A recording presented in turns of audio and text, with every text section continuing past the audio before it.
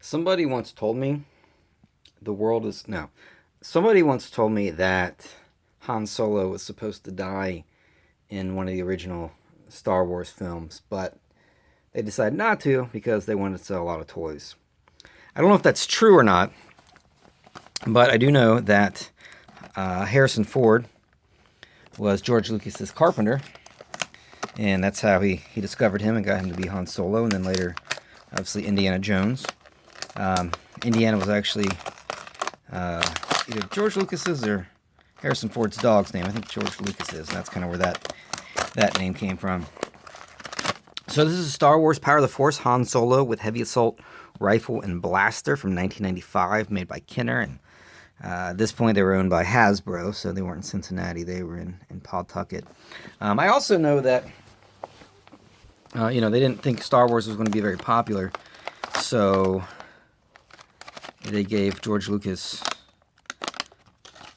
quite a bit. I don't know if it was all the proceeds for any kind of toy merchandising sale or a large portion, and he obviously made some buku bucks off that because, I mean, from the original lines to Power of the Force to everything else, this is very sticky. Look at that. It's sticking to my finger. He made some buku bucks off that, and they're still making Star Wars figures. I mean, you can go into any toy store or Target or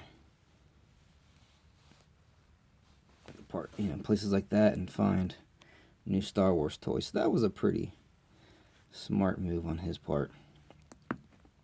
But the Power of the Force line is obviously, super saturated in the market. There are bajillions of these, but they're still cool. I mean, if you want look at, right there, classics: Luke, Han, Darth Vader, Stormtrooper, Chewbacca, R2, Obi-Wan Kenobi, C-3PO. The Millennium Falcon is still pretty cool. The Land Speeder, obviously, X-Wing, TIE Fighter. I mean, so these are pretty decent looking figures. The card art is still decent. It's got the die cut. You got Darth Vader up there, a photo on there.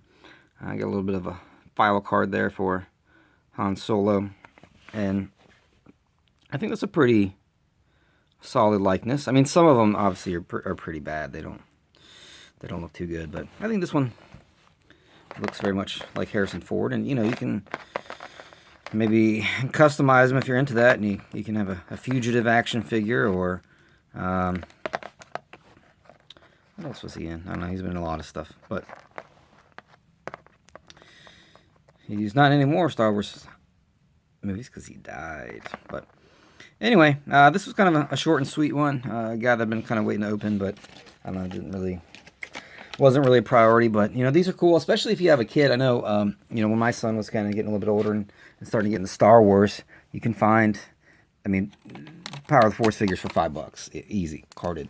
So it's kind of a cool thing for them to open for, birthday or Christmas or something like that. I mean, you can even probably find some for cheaper than that, $3-4.